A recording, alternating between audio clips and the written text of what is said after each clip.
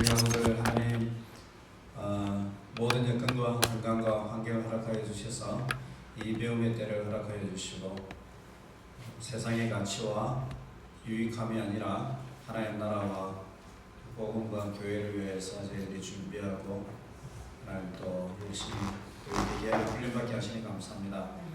하나님 우리 모든 학우들 하나님 은혜 위에 은혜를 다해 주시고 주께서 부르신 그 부르심의 소명을 따라서 또 그 상을 따라서 하나님 최선을 다해서 하나님 준비하게 하시고 훈련받게 하시고 이 기간을 통하여서 영적으로나 인격적으로나 학문적으로 더욱더 하나님 성장하고 견고해지는 그러한 시간 될 수 있도록 축복하여 주시옵소서. 오늘 하루도 은혜를 다해 주시옵소서. 예수님의 이름으로 기도드렸습니다. 어떻게 지난주에 이제 우리 이제 모세오경의 어떤 전체적인 개론과 흐름에 관해서 좀 이야기하고 공부를 했는데 지난주에 했던 내용 중에서 이 모세오경은 구약성경 전체 메시지에 있어서 뭐와 같다라고 그랬죠? 기억납니까? 예? 뼈대, 그렇죠? 파운데이션이다라고 여러분들이 이제 성경을 보면 이제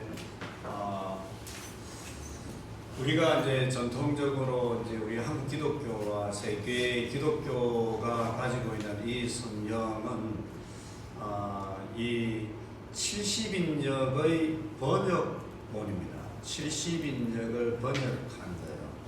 그래서 이제 우리가 이제 기독교에서 가지고 있는 성경책은 자 보면 모세오경,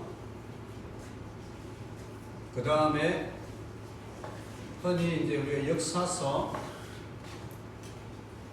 그 다음에 시가서 또는 성문서 그러죠. 그 다음에 뭐죠? 선지서 이제 이런 형태로 이제 흘러가는 거죠. 그러면 이제 유대인의 성경, 유대인의 성경은 어떤 식으로 흘러가느냐? 흔히 마소라 텍스트라고 이렇게 이야기하는데요. 자, 우리 기독교의 성경은 구약을 주로 네 등분으로 구분하는데요. 유대인의 성경은 그러지 않습니다. 모세오경, 그 다음에 선지서가 나옵니다. 선지서, 그리고 나서 이제 성문서 이렇게. 그래서 이 3등분 이렇게. 그래서 이제 이 구조 자체가 많이 다릅니다. 근데 이 구조에는 굉장한 신학적 해석이 깔려 있는 이 그러한 구조 부분이다라고 말씀을 드릴 수가 있습니다. 자, 예를 들어서요. 유대인의 이제 이 성경은 모세오경 율법에 대한 토대에서 시작합니다. 율법. 이 율법이라는 것은 구약 성경의 정말 핵심 중에 핵심이고 또한 기초 중에 기초다라고 말씀을 드릴 수가 있습니다.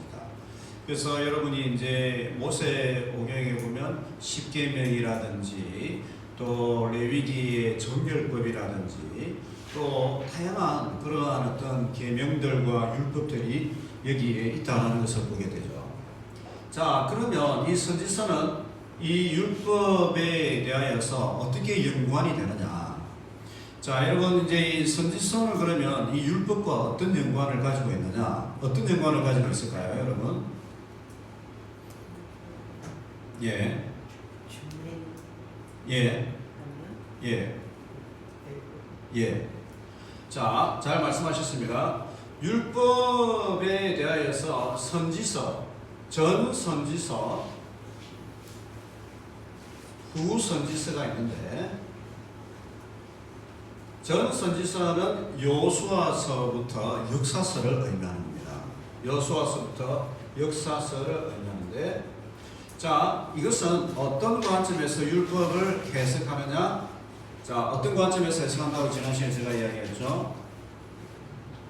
어떤 관점에서 해석한다고 그랬죠? 율법, 모세의 율법에 기초하여서 이스라엘 백성들이 어떻게 살아내었는가 거기에 대하여서요 역사의 관점에서 해석합니다. 역사의 관점에서 이스라엘 백성들이 이 율법을 어떻게 지켰는가 지키지 못하였는가. 그래서 여호수아 1장에도 가보면 율법을 준행하라, 주야로 묵상하라, 그러면 네가 하는 모든 일이 형통하게 될 것이다.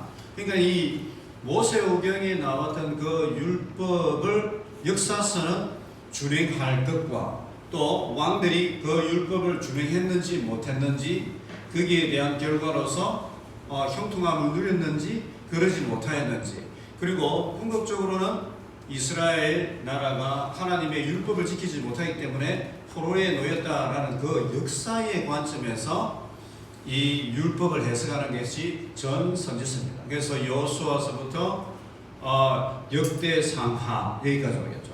자, 그러면 후선지서는 어떤 책이냐? 이사야부터 12소 선지서 여기까지 오는 거죠. 그러면 이 후선지서는 율법과 어떤 연관성이 있느냐? 어떤 연관이 있습니까? 어떤 관점에서 율법을 해석합니까?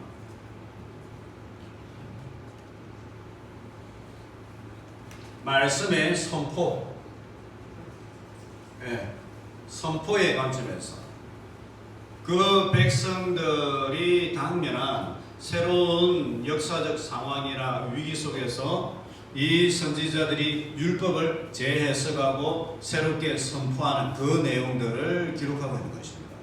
그래서 여러분, 이제 이스라엘 나라 백성들이 이제 오랜 세월 동안 율법을 지키고 살아오지만은요, 이제 다윗의 왕정 시대와 그 이후에 이 포로기 시기를 들어가면서 새로 많은 재해석들이 필요한 것입니다. 왜? 우리는 영원한 다윗 왕조를 하나님에게 약속을 받았고 우리 민족은 정말 시온성이 영원할 것이다 라고 했는데 왜 이렇게 포로에 놓이게 되었고 왕조가 멸망하게 됐는가? 이러한 질문들이 일어날 수밖에 없는 것이죠.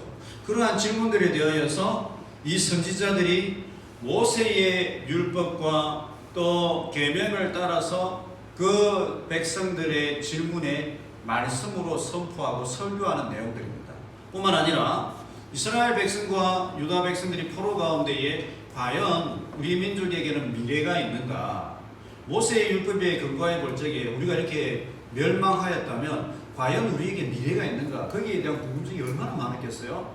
거기에 대하여서 어떤 메시지를 전합니까? 새 언약의 메시지가 등장하는 거예요. 새 언약의 메시지. 새 언약에 비추어 볼 적에 말씀을 우리의 마음판에 새길 것이다. 예레미야의 말씀이죠. 성령이 우리에게 마음판에 말씀을 새기는 대대적인 영적 작업을 할 것이다. 요엘서의 말씀이고 에스겔서의 말씀이죠. 말씀을 받은 자들은 다윗이 누렸던 영광과 축복을 모든 자들이 누리게 될 것이다. 이사야의 말씀이죠. 자, 새 언약의 성취가 어디에서 이루어집니까? 신약의 예수 그리스도에 이루어지는 거죠. 그래서 후선지서는 선포의 관점에서 메시지가 진행됩니다. 무엇에 대한 선포? 율법에 대한 선포에 대한. 자, 그러면 성문서는 뭐예요? 성문서는 이스라엘 백성들의 찬양과 시편과 또 감사죠. 그러면 성문서는 주로 어떤 내용일까요? 예배, 또 찬양. 그렇죠? 자, 성문서라는 것은요, 이 율법을 삶에 적용하는 거예요. 삶에 적용하는 것. 자, 예배 중요하죠? 더 큰 범위를 차지하는 건 뭐예요? 이 율법의 삶을 우리 속에 어떻게 적용해야 되는가? 키워드는요, 지혜예요, 지혜. 하나님의 백성들이 이 땅에서 어떻게 살아야 되느냐? 지혜의 관점에서 이 땅을 살아가야 된다. 우리가 구원받은 백성이고, 이제 포로에서 노임받았고, 에집트의 포로에서, 바벨론의 포로에서 노임받았고, 새로운 나라를 세워가고 하나님 백성이다. 새하늘과 새 땅에 들어가는 백성이다. 어떻게 살아야 되느냐? 찬양과 경배와 함께 우리의 삶 가운데 삶에 적용할 수 있는 율법의 적용은 무엇이다? 지혜를 가지고 이 땅을 살아가라. 그래서 잠언은 젊은이들을 향한 성공을 향한 지혜, 보편적인 가치와 율법, 가치와 삶의 원리를 이 지혜의 형태로 가르치고, 아가서는 젊은이들의 사랑과 결혼에 관한 지혜를 가르치고 있고, 전도서는 노년의 허무함에 관한 지혜가 있고, 욥기는 의인의 고통을 해석하는 지혜가 있는 거예요. 이 지혜가 있다는 것이죠. 자, 그래서요. 자, 그러면 이 유대인들의 성경의 핵심은 뭐예요? 핵심은 여기서 시작하는 거예요. 성경의 구조와 그리고 이 성경의 어떤 해석, 이 무엇을 해석하는 거냐? 율법을 해석하는 것으로 진행이 되는 거예요. 자, 그러면 모세오경과 이제 사등분으로는 기독교의 메시지는 어떻게 되느냐? 이 모든 메시지들이 율법에서 여기서 시작해요. 율법에서 시작하는데 역사서는 이 역사의 관점에서 선포해서 이렇게 시작하는데, 이렇게 네 단계로 나누는 이 구조는 무슨 구조이냐, 무엇에 대한 차이점 때문에 이렇게 나누느냐. 이 기독교의 성경 해석의 가장 핵심은 전체적인 이러한 내용을 따르지만은요, 다른 것이 가장 근본적인 해석의 원리가 다른 것이 하나가 있어요. 그게 뭐겠어요, 여러분? 예? 언약 아닙니다. 뭘까요? 아닙니다. 예수 그리스도. 잘 이야기했어요. 자, 기독교의 메시지는 이 이후에 신약이 더해져요. 신약 메시지가. 신약의 메시지오면 예수 그리스도에 대한 탄생과 그의 사역이 나오는 거예요. 그러면 구약의 전체적인 이 기독교의 메시지는 무엇을 예비하는 과정이냐? 오실 예수 그리스도의 사역을 비추어주는 그러한 형태로 구조가 되는 거예요. 그래서 이 모세오경, 역사서, 시가서, 선지서, 특별히 선지서의 이 메시지를 가보면요, 굉장히 이제 많이 강조하는 내용이 뭐냐면 메시아 사상이에요. 메시아 사상이고, 또 시가서에도 보면 왕에 대한 사상, 이러한 왕에 대한 내용들이 계속 나오는데, 그러면 이 구조 자체를 선지서와 선문서가 아니라 이 역사서, 시가서, 선지서를 통해서요, 선지서에 보면 메시아 사상이 가장 크게 등장하거든요. 왜 그러냐? 신약에 등장할 참 메시아에 대한 예비와 또 기대감과 준비의 과정으로서 이 선지서가 이쪽 신약 바로 앞에 놓여 있는 거예요. 신약 바로 앞에 놓여 있는 거예요. 그래서 이러한 어떤 구조적인 형태를 볼 적에 이 기독교의 성경 구조는 무엇을 기초하고 있고 중심 내용을 다루고 있다? 예수 그리스도의 탄생과 사역과 그리고 그 의미가 어떻게 될 것인가, 오실 예수 그리스도에 대한 이 기대감과 또 준비하는 그러한 여정으로서 이 기독교의 성경은, 구약 성경은 이렇게 구조화되어 있다라는 것을 이야기하고 있는 것입니다. 그래서 이제 여러분들이 이 성경을 볼 적에 우리가 이제 기본적으로 알고 있고 이제 늘상 접하는 성경이지만, 다른 성경의 구조와 메시지와 비교를 해보면 우리가 가지고 있는 이 성경이 어떠한 접근을 가지고 있고 어떠한 메시지를 강조하고 있는지 이제 볼 수가 있는 거죠.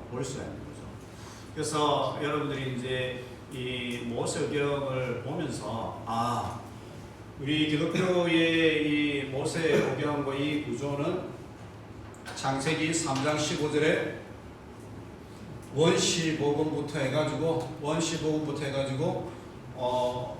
여인의 후손으로부터 탄생할 그 메시아 그리스도가 우리를 창세기 이 3장 이후에 있었던 그 저주와 고통과 또 파멸에서 구원할 그 메시아에 대한 기대를 우리에게 은연중에 불러일으키고 있고 그분을 바라보게끔 하는 그러한 신학적인 뼈대 또는 신학적인 어떤 토대가 거기에 놓여 있다. 그것을 이제 이해하면서 성경을 해석하면 좋겠습니다. 지난 시간에 이제 우리가 이제 창세기를 이제 했죠. 창세기는 기본적으로 브레이시트라고 이야기했습니다. 히브리어로 창세기는 브레이시트, 영어로는 in the beginning. 그래서 시작은 어떠하다, 시작에 관한 내용이다 하겠죠.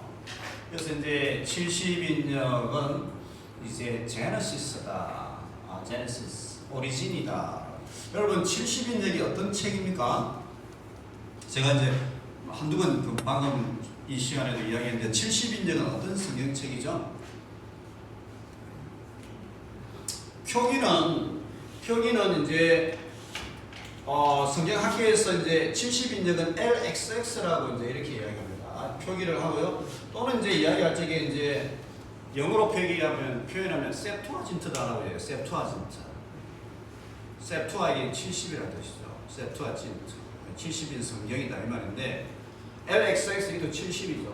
그러면 이게 이제 무슨 성경책이에요? 이게 어떤 의미가 있는 책이에요? 이게 이제 알고는 들어가야죠. 왜 이제 여러분들은 신학생이니까. 네. 물론 뭐 학과생들도 마찬가지입니다. 그러니까 기독교 지금 이 수업을 듣고 있으니까.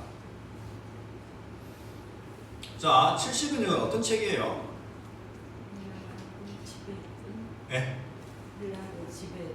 예. 조금 더 구체적으로 말씀을 하셔도 괜찮을 것 같습니다. 여기 뭐 우리 다 이제 편하게 이제 이야기하고 뭐 토론하고 그러는 시간이니까 이건 뭐 정답이라는 그걸 떠나가지고 70인역은 어떤 책이죠? 70명 있었다고? 72인 있었다고? 어떤 책이에요? 이 70인역? 70인역. 70인역이라는 것은 어떤 책이냐면 이스라엘 백성들이 포로에 놓이게 된 이후에 이제 다시 이제 바벨론 포로에서 돌아온 백성들이 있잖아요. 그 돌아온 백성들은 주로 주축을 이룬 사람들이 누구예요? 바벨론 포로에 있다가 다시 예루살렘으로 돌아와 가지고 거기서 이제 이스라엘을 재건한 사람들 주축을 이룬 사람 누구예요? 그렇죠. 에스라, 느헤미야. 에스라, 느헤미야 이 사람들이 어떤 사람들이냐고. 에스라, 느헤미야 이 사람들 어떤 사람이냐. 주로 보면 돌아온 사람들은 여러분 잘 들으세요. 돌아온 사람들은 누구냐면 유다 지파. 이스라엘 왕조의 어떤 지위에 있는 유다 지파. 그 다음에 제사장과 레위인들이 주로 돌아왔어요. 그러면 그 외의 지파, 아셀 지파, 요셉 지파 이런 사람들, 많은 사람들은 어디에 남아 있었냐? 외국의 디아스포라에 남아 있었어. 남아 있는 사람 더 많지. 그러니까 이제 보면 이제 에스라, 느헤미야는 돌아온 성경을 보여주고 있다면, 포로에서 돌아온 사람들을 보여주고 있다면, 에스더는 거기 남아가지고 거기서 신앙생활을 했던 디아스포라에 있던 사람들의 신앙 고백과 삶을 보여주고 있는 거예요. 자, 그러면 이 70인역은 어떤 책이냐? 다시 이스라엘 땅에 돌아오지 않고 이방 나라에 있었던 디아스포라에 살았던 유대인들이 자기가 이제 거기 오래 살다 보니까 히브리어를 애들이 모르게 되는 거예요. 근데 이제 재밌는 건 여러분 외국에 이제 나가서 살다 보면 일대 이제 우리 자손들이나 그 다음 자손으로 가잖아요. 그러면 특별한 노력을 기울이지 않으면 애들이 언어를 모국어를 기억을 못해요. 왜냐하면 학교 딱 가잖아요. 학교 가면 그때부터는 흡속하게 이제 자기네들이 살고 있는 그 언어를 배워버려요. 부모들이 이제 아무리 가르쳐도 매주 학교를 가고 사용하지 않는 이상은 그 언어보다는 자기가 살고 있는 언어를 이제 더 습득을 해버려요. 그래 이제 제가 이제 미국에서도 한 12년 이제 살았는데 미국인 2세 애들이 너 한국에 다시 돌아올 생각 없냐? 이렇게 물어봐요. 제가 물어보면 애들이 못 들어간대. 자기네들 왜 못 들어가냐 물어보면 왜 못 들어간다겠어요? 무서워서. 왜 무섭냐니까 언어가 안 된다는 거예요. 언어가 안 되니까 무서워서 자기 못 들어간대. 근데 이제 외국에 이제 미국에 살다 보면 이게 이제 미국인도 아닌 것이 이제 시민권은 미국인데 미국 애들이 받아주느냐 하면 안 받아주거든요. 굉장히 치열하거든요. 그러면 이제 한국의 뿌리를 찾기 위해서 또 연세대 어학당 또 온다? 어학당 와가지고 또 배우는데 애들이 이제 왔다 갔다 하는 거 왔다 갔다. 그러면 한국하고 미국하고 축구를 한다. 한국에는 우리는 당연히 한국을 응원하지만은 미국 애들은 누구를 응원하겠어요? 미국 애들 2세 애들은 누구를 응원하겠어요? 당연히 시민권 있는 미국을 응원하지 자기네들은. 특별한 이유가 없으면 그런 거예요. 자 이제 그렇게 하다 보면 걔네들이 이제 언어가 이제 편한 언어로 가는 거예요. 어릴 적에는 그게 안 되는데 초등학교 3학년 넘어가잖아요. 애들이 급격하게 이제 말 확 바뀌어. 안 배울 것 같은데 3학년 올라가고 이러면 급격하게 이제 그 나라 학교에서 가르치는 언어를 확 배워버리면 자기 모국에서 다 까먹어버려요. 근데 이제 이스라엘 백성들도 이제 외국의 디아스포라에 이제 몇백 년 살잖아요.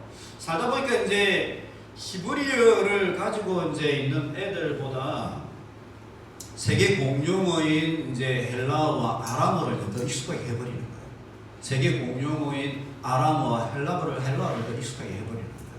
그러니까 그 자녀들을 위하여서 이제 이 이스라엘의 이 학자들과 랍비와 서기관들이 구약 성경을 헬라어로 번역한 거예요. 번역하면서 이게 이제 구조적인 차이도 있고 좀 내용도 다른 부분도 있고 하지만 근본적으로는 뭐냐면 이들의 신앙 고백이 여기 언어 중에 묻어나오는 거예요. 그래서 이제 이 모세경, 역사서, 시가서, 선지서를 이렇게 이제 이 유대인의 성경과는 다른 구조를 이제 만드는 거예요. 왜 그렇게 하느냐? 그거는 오실 예수 그리스도에 대한 메시지를 강조하는 것, 이것이 신약 성경과 합쳐서 온전한 성경을 이루는 성경의 구조를 이루기 때문에 이 사람들이 이러한 신앙 고백과 함께 이제 이래 한 거예요. 자, 그래서 이러한 70인역을 번역됐다는 것입니다. 자, 그러면 창세기의 목적은 뭐냐? 창세기의 목적은 우주와 세상, 사람, 죄의 구원, 이스라엘 백성의 기원을 보여주는 그러한 책이다. 하나님의 창조를 통해 하나님은 모든 인간을 창조하시고 다스리시고 그들의 죄로부터 구원하신다라는 내용, 이 과정을 통해 하나님의 신실하심을 증명한다. 성경은 하나님의 천지창조와 인간 구원의 역사를 기록한 하나님의 사랑 이야기입니다. 성경은 하나님께서 세상과 인간을 창조하시고 죄에 빠진 인간을 다시 구속해 가시는 과정을 그린 구속의 드라마입니다. 궁극적으로 에덴에서 누렸던 하나님의 교제와 풍성한 생명을 잃어버렸던 인간에게 성소를 통해 에덴을 창조하시고 궁극적으로 시온산 새하늘과 새 땅에서 창세기에 보여주었던 새 생명과 위로와 풍성한 영광을 누리게 하는 것이 하나님의 계획입니다. 그래서 이제 지난 시간에 이제 우리가 성경 창세기를 일단 기본적으로 나누는 두 가지 부분으로 나누면 창세기는 원역사와 족장사로 나눈다. 원역사는 누구에 관한 역사라고요? 원역사는 누구에 관한 역사? 보편적인 모든 인류에 대한 역사. 자, 원역사는 보편적인 모든 인류에 대한 역사를 보여준다. 창조, 타락, 창세기 3장에 아담과 하와가 타락하게 된 그 모습, 그리고 결과. 자, 그러면 이제 족장사 12장에서 50장은 여기는 무엇에 대한 역사? 어느 족장에 대한 역사? 이스라엘이죠. 구체적으로 이스라엘에 대한 내용이죠. 그래서 이 창세기의 내용은 모든 인류의 기원과 시작과 또 타락과 구속의 역사, 또 타락의 어떤 결과가 어땠던가 그걸 보여주고 이 타락의 어떤 결과, 이 구속의 어떤 타락의 어떤 영향력을 새롭게 이제 반전시키는 이제 또 다른 역사가 이제 이스라엘의 선택, 아브라함의 선택에부터 새롭게 시작하는 그 여정들을 보여주는 것이다. 이제 이것을 이야기하고 있는 것이죠. 자, 이제 우리가 조금 더 이제 학문적으로 좀 들어가면요. 일반적으로 보편적으로 창세기는 어떤 이 구조를 갖고 있느냐, 어떤 구조를 가지고 있느냐, 다름이 아니라요, 톨레도트, 설명, 내력, 족보라는 것인데요. 족보의 매체를 통하여서 창세기는 구조를 나눕니다. 여러분들이 이제 아담과 하와 이후부터요, 이 족보, 내력은 어떠하니라 라고 나옵니다. 창세기를 유심히 한번 보세요. 2장 4절, 5장 1절, 6장 9절, 그 다음에 쭉 37장 이전에 뭐 이삭의 내력은 어떠하니라, 또 아브라함의 내력은 어떠하니라. 그래서 보면 아브라함이 이삭을 번제로 바친 그 이유가 딱 끝나잖아요. 그러면 그 다음 세대까지 누가 그 시대에 있었는지 사람의 족보들을 쭉 그려내요. 그러고 나서 다시 그 다음 세대의 스토리가 또 진행이 되는 거예요. 그래서 보면 노아의 이야기가 메시지가 쭉 끝나잖아요. 그러면 노아에서 아담까지 이어지는 그 사람들의 족보가 쭉 그려지는 거예요. 족보가 쫙 나오는 거예요. 이게 무슨 말이냐면 이 메시지들이 그저 대충 이렇게 뭐 무작위로 기록된 것이 아니라 역사적인 사실성을 근거해 가지고, 자, 아담 시대가 있었으면 그 다음 노아 시대로 가기까지 족보를 쫙 기록하는 거예요. 자, 노아에 대한 내용들이 쭉 성경에 기록하고 나면 노아에 대한 그 내용이 끝나고 나면 또 족보를 쫙 기록해요. 어떤 사람들이 쭉 있었는가. 그러고 나서 또 아브라함으로 가는 거예요. 아브라함으로 가잖아요. 그러면 이 아브라함의 자녀들 중에서 또 이삭과 이스마엘이 있잖아요. 이스마엘에 대한 족보를 또 설명을 쫙 하고, 또 이삭에 대한 족보, 그리고 그 내용들이 쭉 내려가고, 그러고 나면 쭉 내려가다가 야곱까지 가서 야곱 자손들이 이제 에집트로 들어갈 때에 누가 있었는지 또 그 족보 사람들을 쭉 기록하고 이런 식으로 가는 거예요. 그래서 하나도 끊어지는 게 없어. 이 사람들과 사람들 사이에 끊어지는 게 아니라 족보를 통해서 사람들의 역사를 이어가고 있는 거예요. 그래서 우리가 창세기의 메시지는 이 톨레도트 족보라는 것을 통해서 구조를 나누는 것이 가장 일반적이고 무난하다라는 것이죠. 그래서 자손에 대한 신실함과 성취를 보여주고 죄로부터 그의 백성을 구원하고 또 회복하시는 하나님의 구속 역사를 보여주는 내용으로 구성되었다. 그래서 전체 기사는 창조 기사, 인간의 타락과 심판, 아브라함 기사, 이삭 기사, 야곱과 요셉의 기사 이렇게 이제 나오고요. 조금 더 이제 톨레도트 구조를 나누면, 자, 1번, 2번 사이에 이제 족보가 나오는 거예요. 그 다음에 이제 2번, 3번 사이에 족보가 너그리 쭉 나누는 거예요.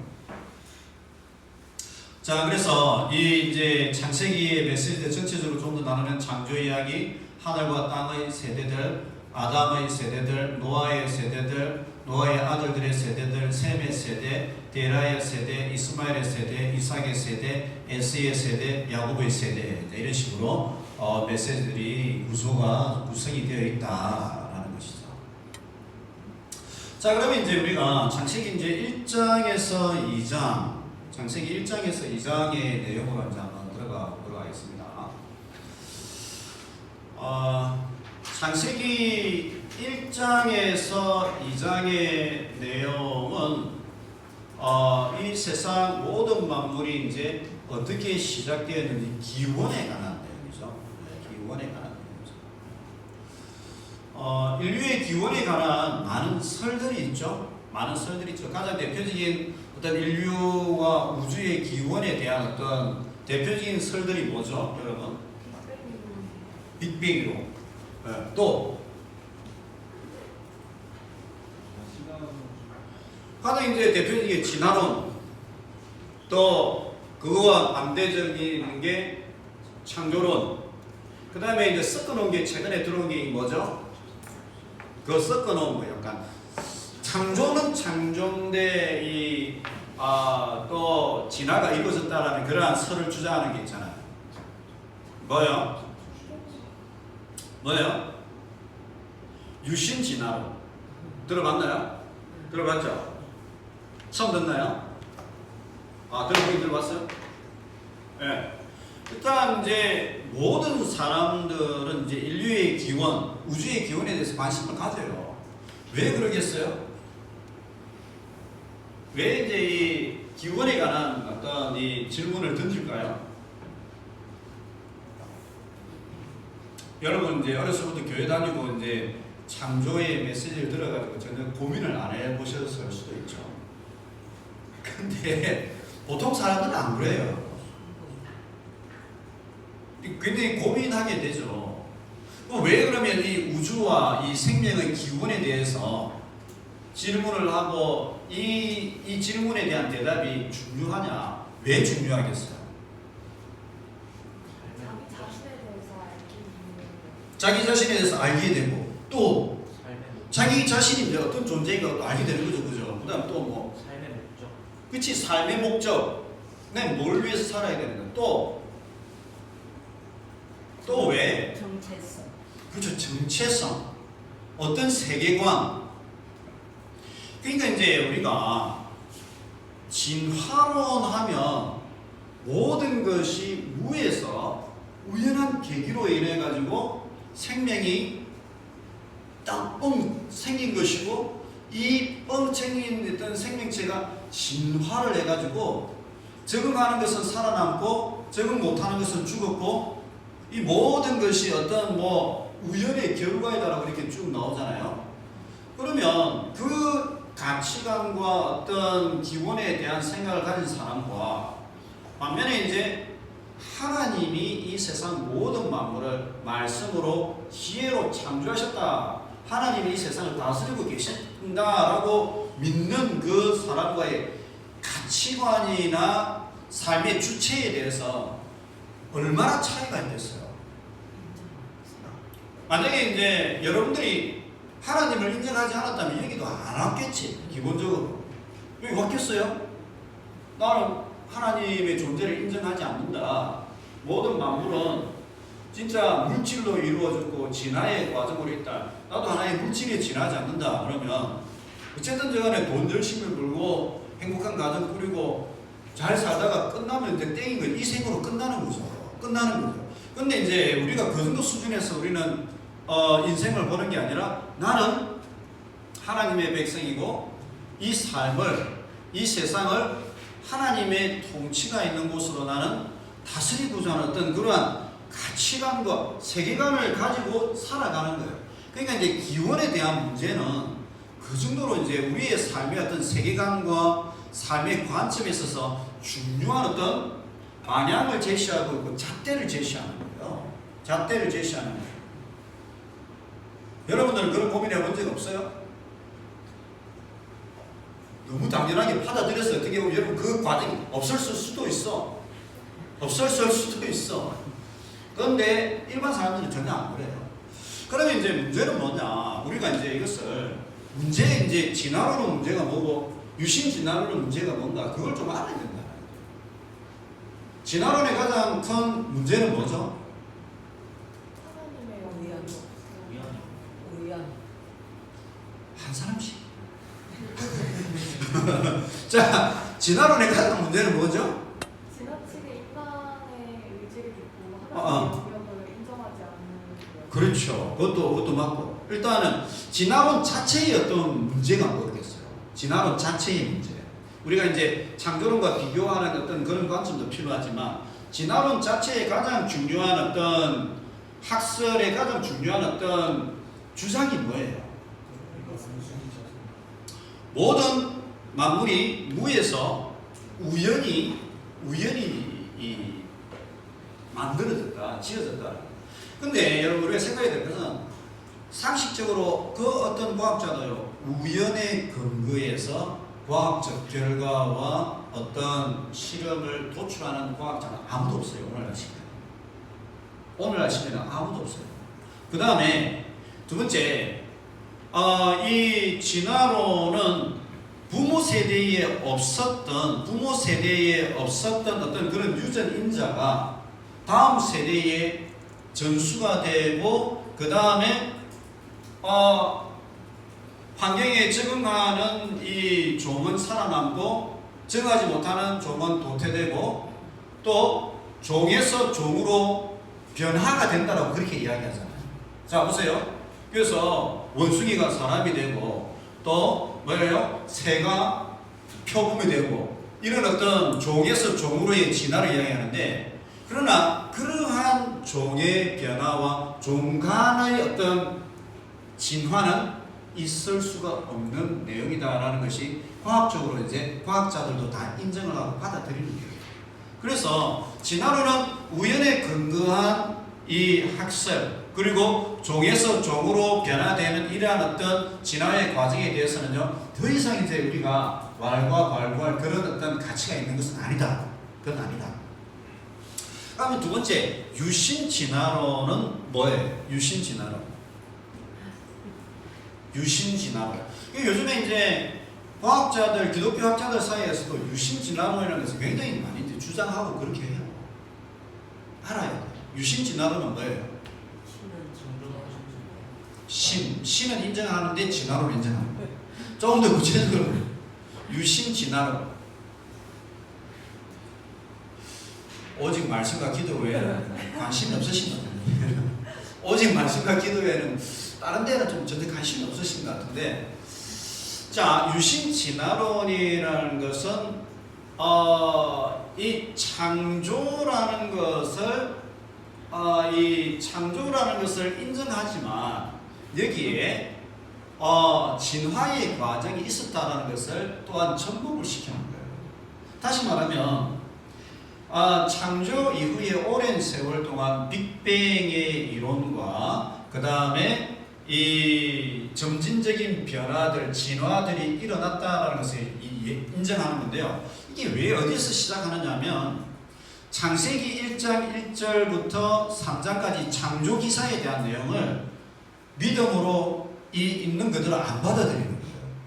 근본적인 근거는 뭐냐면 창세기 1장에서 3장에 있는 이 내용을 하나님의 말씀이 아니라 하나의 신화로, 고대 근동의 서사시로, 하나의 스토리로 인정하는 거지 이게 실제로 일어난 일이라고는 받아들이지 않는데, 실제로 일어난 일은 아니다. 하나님의 말씀으로 창조한 게 아니다라고 이야기해요.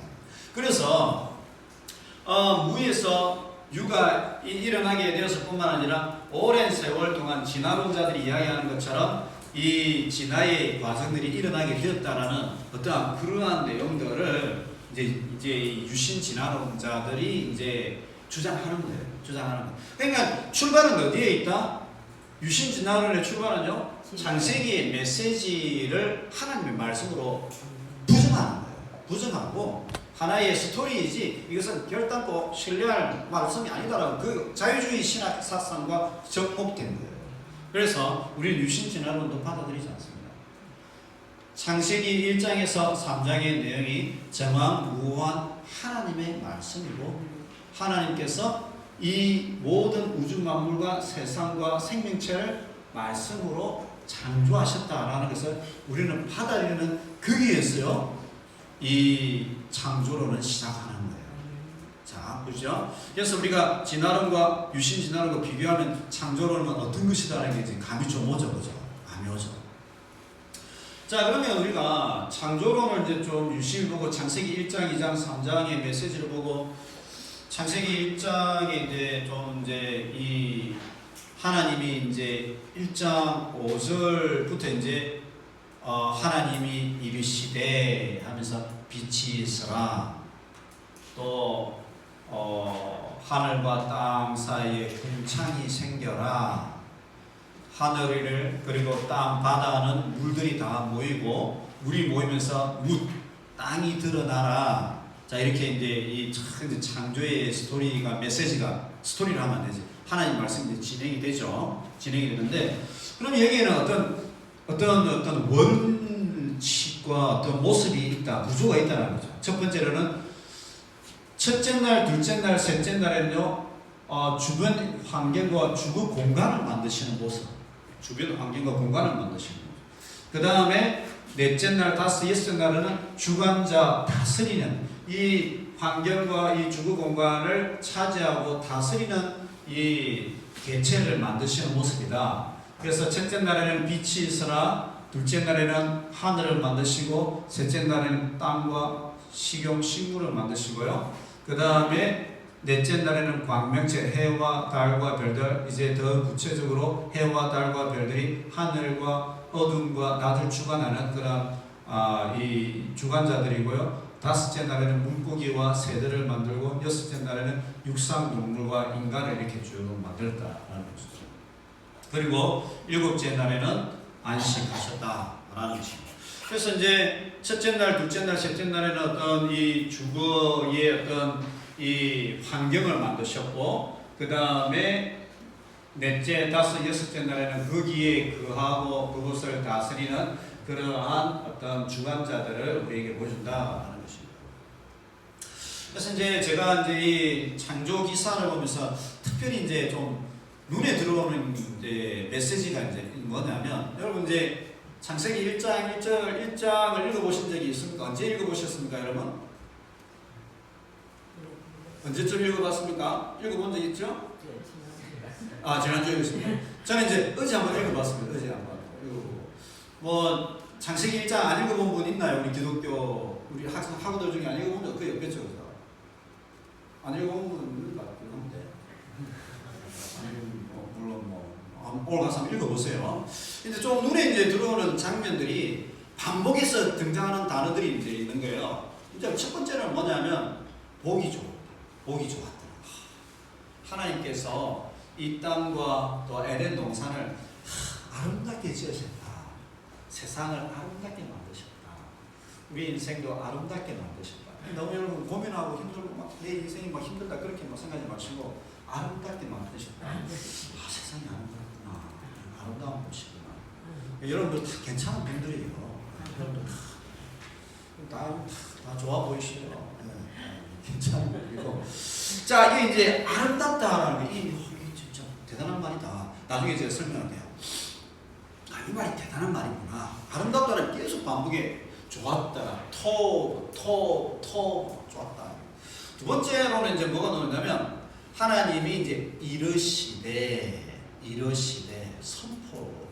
계속은 하나님께서 이르시되. 근데 여러분 이게 이제 어떻게 하나님께서 하셨겠어요? 이게 어떤 장면이었을까? 이제 상상의 세계를 이제 펼쳐서 우리가 이제 창세기 1장의 그 시점을 한번 봅시다. 하나님이 이제 만물을 지으실 적에 성령이 이제 운행하고 계시면서 하나님이 이제 빛이 있으라, 또 이 땅이 있으라, 모든 짐승이 있으라라고 할 때 어떻게 선포하셨을 것 같아요? 여러분이 하나님 같으면 뭐라고 어떤 분위기로 선포할 것 같아요? 웅장. 어떻게 보면 최초의 언어잖아요. 어떻게 보면 이제 최초의 언어잖아요. 이제 역사 속에 나타나는 아무것도 없던 그 무에서 하나님이 말씀하시는 거예요. 말씀을 딱 하는데 그저 이제 뭐 우리가 친구에게 했던 그러한 내용이었을까? 아니면 남녀간의 속삭이는 그런 내용이었을까? 야, 좀 있어봐. 뭐 그런 분위기였을까? 여러분 같으면 어떻게 했을 것 같아요? 오랜 우리가 계산할 수 없는 그 시간이 흐르고 난 이후 하나님께서 계획을 가지시고 이제 선포를 하시는 거예요. 땅을 만들어야 되겠다. 영원한 작정과 승리에서 선포를 하시는 거예요. 뭔가 모르는 엄청난 어떤 계획과 승리에 가지고 선포를 하시는 거예요. 여러분 같으면 어떻게 선포하겠어요? 뭔가 모르는 어떤 최고의 어떤 집중과 이 장엄함과 이 모든 만물이 생기도록 하는 이 선포의 메시지를 하시는 빛이 있어라 이렇게 없으면 말고 막 이런 분위기 아닌 거예요. 없으면 말고 네 말했는데 안 되면 뭐 말고 막 그런 분위기 아닌 거야. 이게 빛이 서라 막 선포하시는 거예요. 선포 쭉 하시는 거예요. 그리고 이제 빛 딱 생기고 이제 밤이 되고 낮이 되고 이게 첫날이었는데 하나님 뭐라 하냐면 뭐 그런가 보네. 뭐 이게 아니잖아요. 첫째 날 생기고 나서 밤이 되고 낮이 되니 첫째 날이라 하나님 보시기에 뭐더라고? 좋았더라. 얼마나 뿌듯하셨으면 그 이야기를 하셨겠어요. 좋았더라. 이렇게 이야기하셔요. 그러니까 이 선포라는 것은요, 그저 우리가 이야기하는 것처럼 뭐 속삭이는 그런 내용이나 어떤 일반적인 대화의 내용이 아니라요, 이 선포는요, 어떤 사건을 만들어내는 발화의 과정인 거예요. 이 말을 통하여서 어떤 사건을 만들어내는 거예요.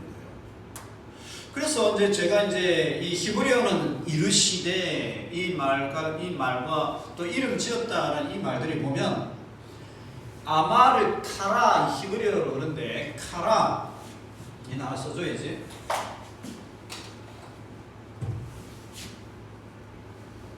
카라 이렇게 카라 이르시되 그다음에 이름 지으시되 아마르인데 이 단어들은 무슨 단어들이냐? 한 번은 이제 유대인 랍비들하고 이제 학회에 가서 대화를 할 기회가 있었어요. 그래서 제가 이제 이사야 61장에 보면 이 선포에 대한 내용들이 굉장히 많이 나오거든요. 그래가지고 이 카라라는 동사가 어떤 동사냐 너무 고민스럽다라고 이야기하니까 유대인 랍비가 뭐라 하냐면 이 단어는 무슨 단어다? 선포하고 이른다 이 말은 무슨 단어다?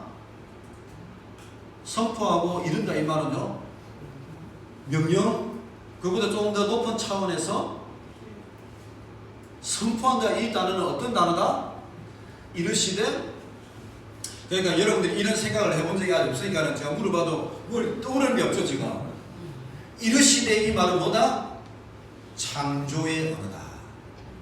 많은 언어들 중에 보면 이제 경제적인 언어가 있고 또 어떤 뭐 사회적인 언어가 있고 또 가족의 언어가 있고 사랑의 언어가 있고 이런 언어가 있는데 이 카라 선포한다 이 단어는요 창조를 불러일으키는 단어다. 창조의 언어다. 창조의 언어.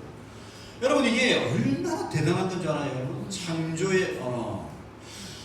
교회 속에서 가장 많이 말하는 이 언어가 어느 언어냐? 목사님들의 선포예요. 설교. 목사님들의 설교예요. 이 단어가 그 단어예요. 그러니까 하나님이 창조하신 것처럼 목사님들의 강단의 언어가 뭐다? 창조의 언어다. 창조의 언어다. 창조의 언어. 그러니까 목사님들이 설교를 대충 준비해서는 되겠다 안 되겠다? 안 되지.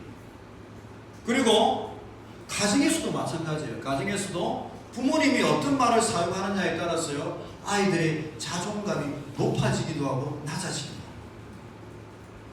부모님들이 애가 마음에 들지 않는다고 나가 뒤져 죽으라 이런 말 하면요 애들한테 그런 말 하면 안 되는 거예요. 그런 말을 하는 순간 그런 전혀 생각이 없다가 애들이 그런 생각을 하게 되는 거예요. 창조의 언어가 되는 거예요.